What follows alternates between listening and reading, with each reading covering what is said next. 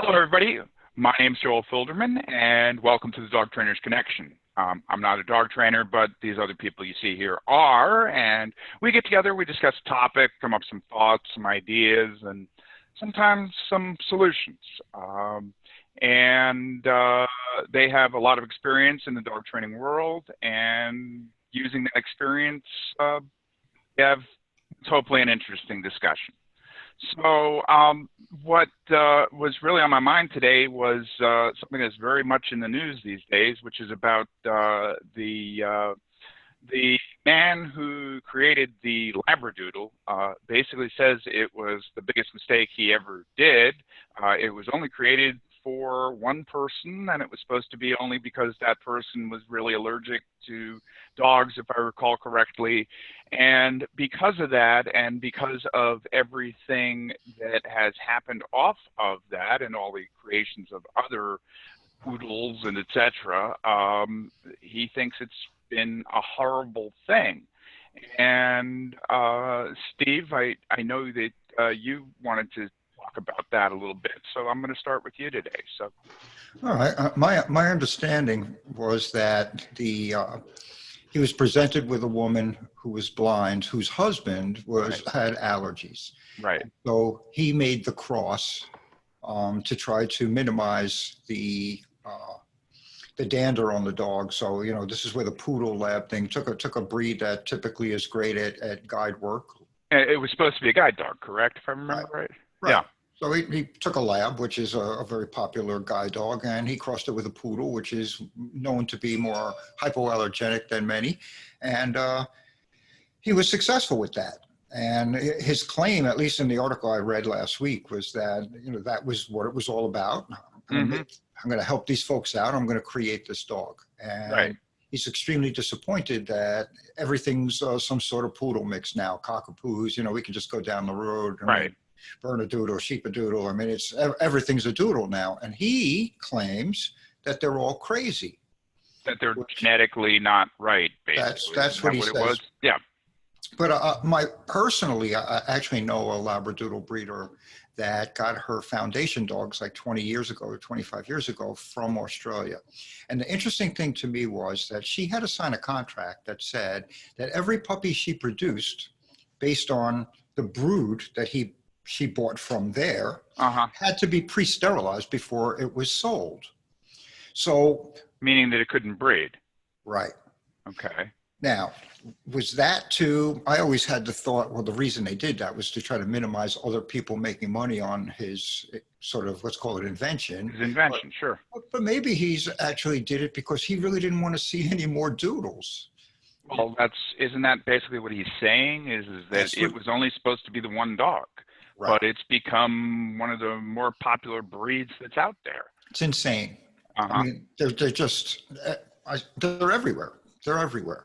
And I'm not so sure. I mean, if you go with the Charles Darwin theory, random selection breeds the hardiest type. So, and with all the genetic disease in purebred dogs, in a way, I don't see it being such a bad idea. And I have a real problem with him saying that they're all crazy, because anybody's crazy. I mean, I'm sure as dog trainers, we would all agree that there's... You mean the dogs, not the trainers? We can go back, we'll go back to that later. but I'm sure we could agree there's more diversity within the breed than there is, you know, when you start trying to make it about this one or that one. I mean, look, you can get a really fine Labrador, you know, good for this or that, and then in the same litter, that one of them's crazy. So, you know, it's not the Labrador, you got a crazy one. You know, so I don't think every doodle's nuts, and in fact, I think there's no difference in them than in a lot of dogs. That's my feeling, but I did read it, and it's become, as you say, a pretty hot topic. Yeah, it's. I mean, you know, I got it off of my Google feed, so it's pretty popular. And Jeff, have you heard about this or? Well, yeah. I mean, when you brought it up before we started the show, I didn't even hear of the current affairs, if you will, of the situation. Sure. I mean, obviously, my rescue hat always comes into play. And that's what I was curious about, was your rescue hat with this. Well, you know, I mean, about it? The fact that the guy was saying that these dogs are crazy, and I think people are crazy who spend $2,500 on a mutt. That's just my opinion. I mean, Yeah, in the old days, they were called a mutt, and they were called a mixed. Now they're called a mixed breed or a designer dog or whatever. Yeah. The problem. I mean, obviously the offshoots of all this with all these designer dogs. Mm-hmm. And it's funny, you put the word designer in front of the word dog, and people are willing to pay a lot of money for it. It's ridiculous. I mean, there's that one breed, I forget what it's called. It's a Pomsky. Okay. Okay, a Pomeranian and a Husky. Now, it's anatomically impossible for that to happen. Okay. So that means that dogs were either inseminated or raped. Sure. Which I have a problem with. And I'm not getting into breeding and stuff. I mean, no, I understand. Rescue. I'm not going to go down the breeding road because I know people who are responsible breeders. But that is not natural selection. Like Steve was just talking about natural. You know, a Pomeranian isn't going to walk up to a Husky and, buy it a glass of wine. Okay. So the whole designer dog thing really bothers me. Uh-huh. But sadly, it doesn't bother the morons that pay $2,500 for mixed breed dogs. Okay. So, and I apologize if this offends you. Oh wait, no, I don't. I don't care. It's just ridiculous. I mean, if you want to go get a dog from a reputable breeder, that's all well and good. But designer dogs, puppy mills, it's a huge problem in this country. So if this guy feels some level of guilt towards initiating that kind of thing, I mean, I don't think he should. It sounds like he was trying to do something really good a long time ago to help someone out. Mm-hmm. That's what it sounds like to me. And again, I'm just hearing about this. So, I mean, I don't know who the guy is, but I mean, he's probably just trying to do something right by people. And it's not his fault. I mean, humans screw everything up. So, I just wanted to jump in here because I don't know how many years ago, maybe it was 15 to 20.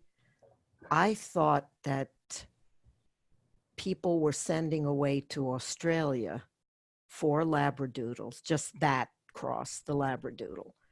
And Steve, that's what you were talking about?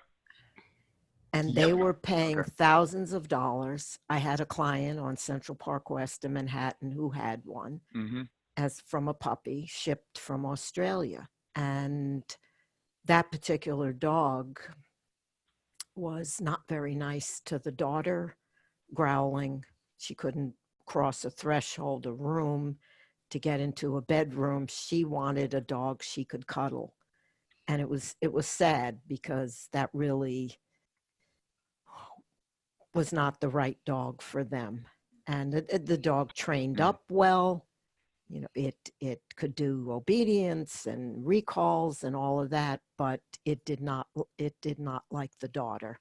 And I guess was maybe guarding her parents' bedroom. I'm not sure. I didn't work with them through any of that issue of the dog's reactivity. It was basic training as a puppy and housebreaking, etc. But what I'm unclear about is if this was from that, if one person in Australia was breeding the Labradoodles, well, then he sold a whole lot of them for years because people that had the money would.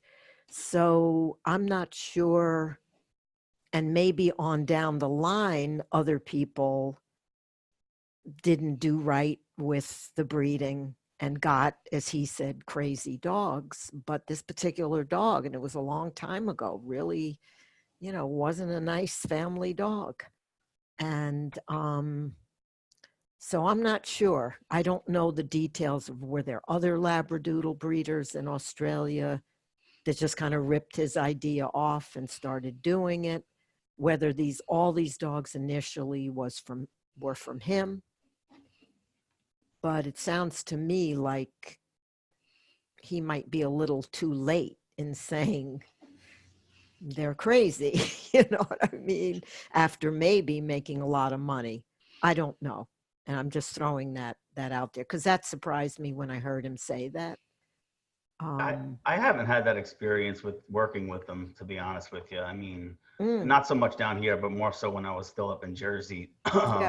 Especially probably 15 years ago is when we really started to see them in the Northeast. Right. They started blowing up a little. And I mean, I've worked with Labradoodles and Golden Doodles, and, with the exception of some dogs that were a little hyper, maybe a little preoccupied with life, I didn't see any, severe behaviors. I mean, the worst I probably would see would be some guarding or territoriality. No, not resource guarding, just protective behavior or territoriality, but that could be a poodle trait. I mean, it doesn't mean it's a behavioral problem, right? Could just have strong poodle genes in it. I mean, who knows? I mean, I don't know much about genetics, but I do know, poodles can be protective, but as far as like extreme behaviors, I didn't really see anything that other breed owners experience due to lack of socialization, lack of training, lack of daily stimulation. That's my experience. I can't say they're crazy. If I say, I mean, I think chocolate labs are friggin' nuts. Okay, and that's not I'm not indicting chocolate labs. That's just been my experience working with chocolate labs. They certainly dance to a beat of their own drum. They're not traditional as yellow labs, but that's just my experience. I mean, you ask a trainer about their experience with dogs, they're going to give you their, people don't hire us because they have great dogs, right? They hire us because they need help with their dogs. So, if you ask a groomer about a specific breed, it might have a conflicting opinion of what a trainer thinks of that breed. But yeah. I got a theory on that chocolate lab thing. I'd love to hear it. First of all, I published that, back in the day. Oh, did you? Yeah, that chocolate labs were crazy. I thought it was very wow. Yeah. Which I thought it was nervy of me to go there, but I went there, Good, good. Here's my theory. Chocolate labs can be very much like white German shepherds. And I think that the reason for that is when the goal becomes the color, when the breeding goal is about the color, because I can sell chocolate all day long, they don't care what the hell they're putting together to create the color, right? 2 white shepherds, that's all I care about. I don't care what the character of these dogs is, the background, nothing. They're 2 white German shepherds, I'm putting them together, and you get lunacy out of that. And I think that if you look at the chocolate labs, if you like really dig into it, if the chocolate lab is the result of a chocolate dog bred to a black dog, or a black dog bred to a yellow dog, the chocolate lab isn't nuts. But if it's a chocolate to chocolate, you got a higher incidence of craziness, because a lot of times that's done just simply to produce the color. Because, and honestly, I mean, I hate to throw this on Bill Clinton, but I think he was the one. He got that chocolate lab buddy. Sure. And from that point on, that's where I started seeing it's like everything was a chocolate lab. And what about the ones with those yellow eyes? Chocolate labs with light eyes. That's not really a good Labrador characteristic, right? And I don't know the rules on all these different breeds in terms of breeding, but I looked into the lab. And so they say you can breed a black dog to a black dog, and a yellow dog to a yellow dog, and a chocolate dog to a chocolate dog. You could breed a black dog to a yellow dog, and a black dog to a chocolate dog, but you can't breed a yellow dog to a chocolate dog because they're crazy and they have bad pigment and all that stuff. And my feeling is a lot of the crazies are just that. They just didn't pay attention to the rules because they didn't care. They cared about how much money they could make. So that's my 2 cents. I don't know if, I didn't do a study on this, but, after a few thousand dogs, you sort of, you get this anecdotal feeling about things. And that's my feeling. If you're going to breed for color, you're going to have a problem. And it happens with blue pits. I mean, obviously I've been around thousands and thousands of pits, and, and I've talked to a lot of other trainers who've been around a lot of blue pits. And something ain't right there. How is a blue pit bred? What is not blue to blue? Because blue to blue, you get the need for more dog trainers. Yeah, and again, this is where I don't have experience breeding dogs, but I do know you don't breed blue to blue. You'll get blue, but you'll get a whole lot more than that. Crazy Have the blue. blues. That's what'll happen. Yeah. Yes, you'll have the blues. Yeah, it's, I think it's like white, fawn, blue. I don't know. You know, obviously it's generational when people do it right. People who get a white and blue female and a blue male, they're probably going to have some jacked up puppies. You know, and again, I don't know the specifics because I don't breed, but I can tell you pits that I've had, not that I've had problems with, pits that have had a lot of problems that I've worked with have often been blue. And, Interesting. Yeah, I pay attention to stuff like that. absolutely, I always do. Yeah, I worked with this blue pit one time. Actually, it was in our rescue years ago, and he was off his rocker. And you know, obviously, we had a relationship. I was able to, you know, pretty much do anything to him. He had his issues, but we had our understanding. And ultimately, I had to euthanize him because I did adopt him out. He, you know, he had a couple of incidents. Let's just leave it at that. And I had to make the unfortunate decision to do that. You know, going against everybody who wanted me to keep him alive, but I just couldn't. It wasn't right. Wasn't right for him, and it wasn't right for the general public, and it wasn't right for the breed. But before I did, I had another trainer friend of mine evaluate him because I was too emotionally involved. So I knew what his issues were, but I needed to make sure that there was someone else that I trusted. Turns out she evaluated the same dog years earlier when it was a puppy. And this only came about because we were talking about his history and stuff, and I filled out his paperwork, and the name was the same, and it was the same people. It was crazy how the whole thing, and like years before, she told them that they were going to have problems with him. And, you know, and obviously we knew a little bit about where he came from, but he was all blue, you know, and I mean, yeah, and that's just one example. I've had other blues that have some, that, you know, Steve, you ever have those dogs where like you're doing everything right and there's just something that is there and you can't put your finger on it, but it's there and it's real. You know what I mean? I know exactly what you're saying. And, you know, that's what I've found with a lot of the blues I've worked with. And when you, I'm just throwing this question out to you, when you come across that thing that is some kind of flag for you or something you don't completely understand about the dog, do you, if you're working with that dog with an owner, or if you, as you, Jeff, fostering the dog or trying to place it, do you just keep that to yourself, or do you? Never, ever, ever. I don't candy coat things. I know some people do, you know, yeah, especially with a rescue, like the particular dog I was just talking about, I disclosed absolutely everything to them. They had strict rules. The incident happened 8 hours into adopting him. Wow. Yeah, and they didn't listen to anything I said. I'm not blaming them for it. They shouldn't have to have, you know, I mean, they shouldn't have to be on guard for it. I mean, I'm not going to get into it because I don't want to place blame. Okay, yeah. The dog, you know. No, but I didn't even mean that specific. I'm to your point of that you get a feeling, but you can't actually. Yes, if I'm placing a dog. Yeah. And it's been few and far between. I mean, I've euthanized 4 dogs since 2002, and even the dog I'm talking about, the ultimate deciding factor was medical. Because his anxiety was so intense after the incident, he just started withering away. Wow. And I couldn't do anything to stop it.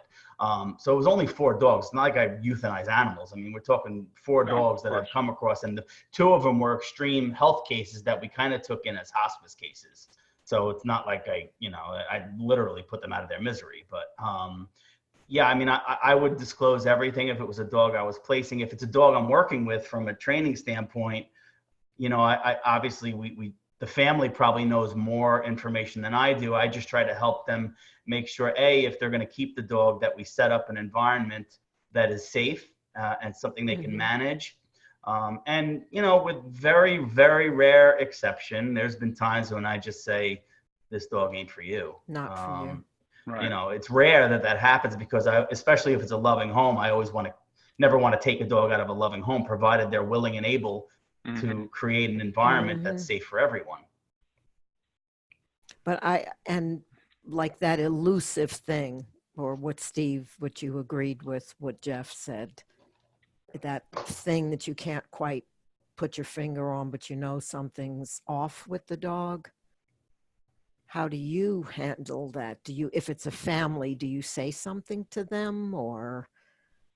You know, I'm always a little worried about giving it my idea of the future, because, you know, I've seen everything over the years. I'm sure we all have. You know, I've seen some really like lousy puppies, like just, I don't want to use the language, but, you know, I mean, I've had some puppies that are like, oh my God, right? And I want to say to them, it's like, this puppy ain't right. This puppy ain't right. Get it out, you know, but I don't, because in the past I've seen puppies that were like miserable, and all of a sudden, like their adult teeth come in and they're a little less miserable. And then, you know, couple of months later, with like the relationship and all the good stuff people do, and all of a sudden this miserable puppy turns into sort of like a reasonable dog. And of course I've seen the exact opposite. Puppies that were like wonderful, and then the adult teeth come in and they're like better teeth to bite you with, you know. It's like, you know, you get those guys. It's like, what happened to you? You know, you were fine, you know, and now you're not. So because of that, when, you know, I saw a golden a couple of weeks, a golden retriever puppy in the city. I went into Manhattan, which I hate to do, but I went. And what a number this guy was. He was like, whoa. And so, of course, I asked a question. So, did you get him from the breeder? And you'll love this. Oh, yes, we went to Pennsylvania. You know, as soon as I hear that, I'm like, oh, here we go, you know? Yeah. Oh, did you see the litter mates? Oh, no, they just brought the one puppy out when we got there, you know, this kind of thing. But they all believe. They all believe. And then 2 days ago, I saw a German Shepherd that came out of a store that when I asked for the paperwork, right, you know what they want to give me? They want to give me the bill of sale, and they want to give me the vet check. And I'm like, no, I want to know something about the heritage bit. Yeah, and I'm looking at a sable little female, a crackerjack little dog. I'm like, oh, this is like a working dog, you know. And finally I come across the passport. The puppy was imported from Hungary. Now, what pet store is going to import puppies from Hungary? Like, what lunatic in Europe has to get rid of their puppy so bad that they're playing ball with a pet store? I thought, this is crazy, right? So now I really want to see the background, heritage.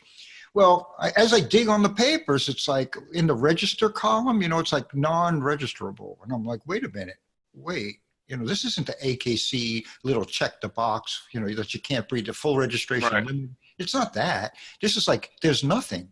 So I look at the woman and I'm like, well, I'm going to guess you paid more than like $300 for the dog, right?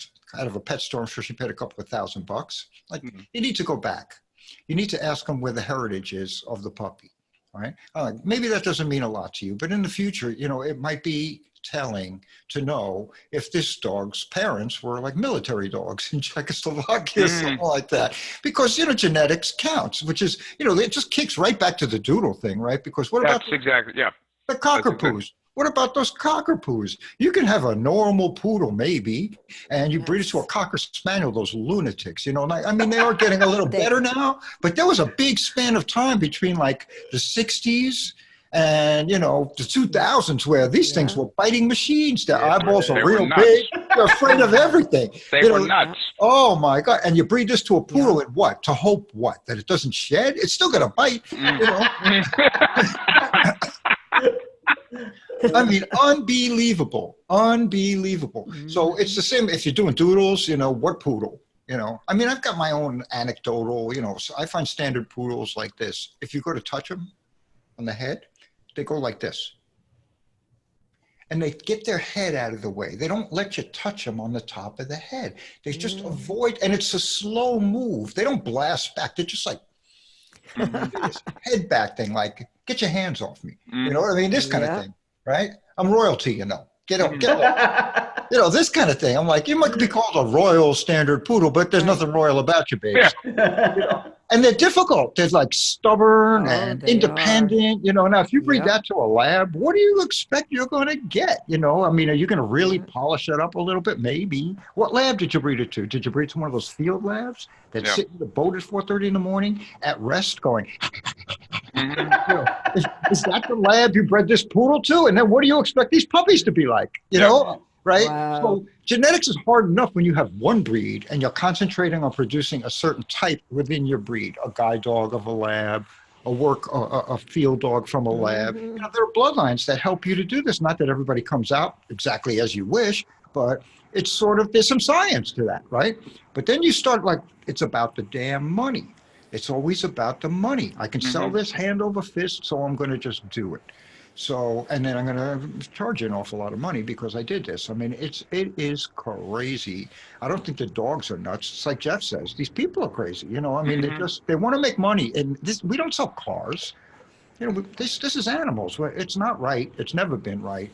And the doodle people, like they go back to the original Aussies, if it's true that this guy was, well, you can't, if I sell you a puppy, you can't breed it, right? And every puppy you produce has to be sterilized. So, okay, I'll sell you a breedable dog, but you have to sign a contract with me that says you will not sell a puppy beyond you that is not pre-sterilized at 8 weeks or whatever. Now we find out that sterilizing pediatrics is a very unhealthy thing to do. So now what position does that put you in if you made a deal with this guy, right? Now you got to keep the dog intact. That's making them unhappy, but it's better for the dog. But it's one more complication. So 2 weeks ago, I think in the Times, did we all share that? Did we all read that thing about the article that came out on the sterilization thing in the Times? Like maybe just 2 weeks ago, some veterinarian writes this whole big thing about how you're not supposed to do that anymore. We're smarter now. We know all this. I got an email from an officer in the local Westchester Rockland Veterinary Medical Association. I was included in this email. I don't even know this person, but my name was in that email. And it basically, I opened it on my phone, which is a big mistake because I thought it looked like everybody was on board with this new information. So I just wrote live and learn. That's what I wrote back, live and learn. And then when I opened it up and I saw the whole email, I started seeing that there's actually comments. Oh, this person who wrote this is really terrible because this is such an unhealthy thing to do. And I'm like, uh-oh. I'll probably never get another referral so long as I live, but that's another story. Live and learn. Live and learn, right?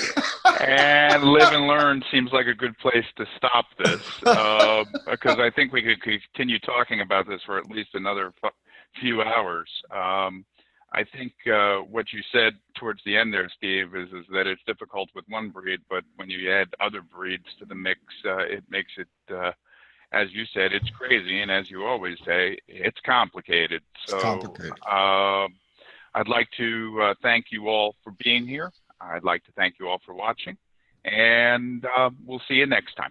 Thanks a lot now. Bye-bye.